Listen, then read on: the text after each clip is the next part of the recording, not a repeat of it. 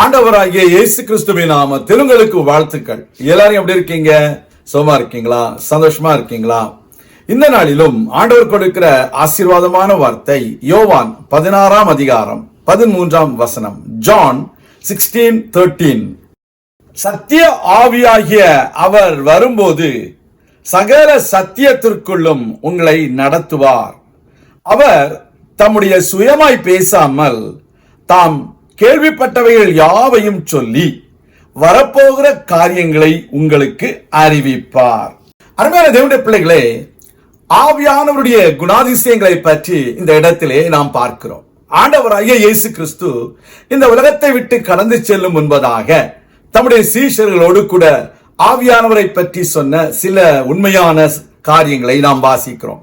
Dear children of God, we see the words of Jesus Christ about the Holy Spirit before he was departing from his disciples. He says, when the Spirit of truth comes, he will lead you into all truths. Also, he will not speak of his own, but he will speak what he hears from God. Thirdly, he will tell you about the things which are going to come in your life. தேவனுடைய பிள்ளைகளே, பரிசுத்த ஆவியானவர் வரும் பொழுது, அந்த சத்திய ஆவியாகிய தேற்றரவாளன் வரும் பொழுது நம்மை முதலாவது சகல சத்தியத்திற்குள்ளும் நம்மை நடத்துவார். சத்தியம் என்பது தேவனுடைய வார்த்தையை குறிக்கிறது. அவர் வார்த்தையின் அடிப்படையில் நம்முடைய வாழ்க்கையை அமைத்துக் கொள்ளும்படிக்கு நமக்கு ஆலோசனை கூறுவார். We need to understand the Holy Spirit will lead us into all truth. That means we need to set right our life according to the Word of God. He will not speak of his own. He will not speak something strange out of the Word of God, but he will tell you everything, whatever you need to walk according to the Word of God.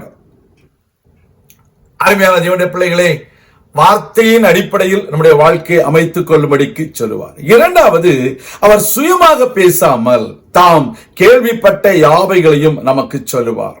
He will not speak of his own. He will not speak a new story out of the Bible, but he will speak the same incidents which are written in the Bible. So we need to understand the Holy Spirit will give you examples from the Word of God. மூன்றாவது, இந்த பரிசுத்த ஆவியானவர் என்ன செய்வாராம்? வரும் காலங்களில் நடக்க போகிற காரியங்களை நமக்கு அறிவிப்பார். He will speak about the future things of the world. He will speak the future of your life and your children's life. We need to understand that your future is in the hands of the Lord and he will speak to you through the Holy Spirit. இந்த நாளிலும் பரிசுத்த ஆவியானவர் எப்படி நம்மோடு கூட பேசுவார் என்பதை குறித்து நம்ம தியானித்தோம். இதற்கு மீறி வேற எந்த ஆவியும் உங்களிடத்துல பேசினால் தயவாக நீங்கள் இனம் புரிந்து கொள்ளுங்கள். சத்திய ஆவியாகிய தேற்றரவாளனை நீங்கள் உங்களுக்கு சொந்தமாக ஏற்றுக்கொள்ளுங்கள். கர்த்தர் உங்களை ஆசீர்வதிப்பார். நான் உங்களுக்காக ஜெபிக்கிறேன். எங்கள் அன்பின் பரலோக பிதாவே, சத்திய ஆவியாகிய தேற்றரவாளன் வரும் பொழுது எங்களை சகல சத்தியத்திற்குள்ளும் நடத்துவார்.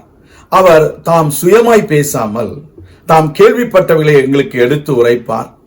அவர் வரும் காரியங்களை எங்களுக்கு அறிவிப்பார் என்று சொல்லி இந்த நாளிலும் நீர் சொன்ன இந்த வார்த்தைகளுக்காக உமக்கு நன்றி செலுத்துகிறோம். நாங்கள் பரிசுத்த ஆவியானவரை அறிந்து கொள்ளவும் புரிந்து கொள்ளவும் இனம் கண்டு கொள்ளவும் நீர் இந்த நாளிலே கொடுத்த இந்த வார்த்தையை நாங்கள் ஏற்றுக்கொண்டு அதன்படி வாழ எங்களுக்கு உதவி செய்திடணும்.